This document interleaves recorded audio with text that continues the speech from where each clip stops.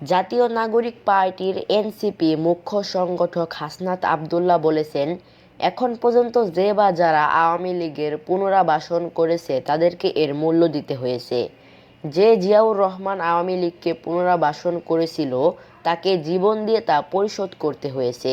জামায়াত আওয়ামী লীগের পুনরাবাসন করেছে, তাদের নেতাকর্মীদের ফাঁসির মাধ্যমে তা পরিশোধ হয়েছে।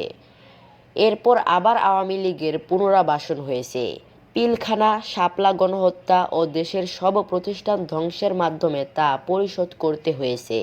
আবারও যদি আওয়ামী লীগকে পুনরাবাসন করা হয় তাহলে আপনার আমার জীবন দিয়ে তার খেসারত দিতে হবে। আজ শনিবার বিকেলে রাজধানীর শাহবাগের জাতীয় জাদুঘরের সামনে আওয়ামী লীগের নিবন্ধন বাতিলের দাবিতে জাতীয় নাগরিক পার্টি এনসিপি ঢাকা মহানগর শাখা আয়োজিত বিক্ষোভ সমাবেশে তিনি এ কথা বলেন।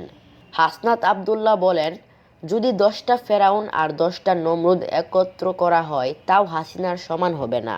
পৃথিবীর ইতিহাসে এমন কোনো নজির নেই।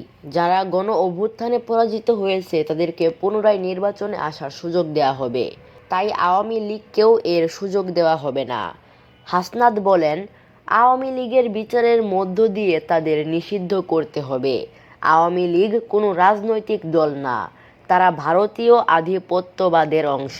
তিনি বলেন, আপনারা যদি বিচার করতে পারেন আগামী 100 বছরও আওয়ামী লীগ ফিরতে পারবে না। এনসিপি যতদিন আছে আওয়ামী লীগকে এদেশে পুনরাবাসন করার সুযোগ দেওয়া হবে না।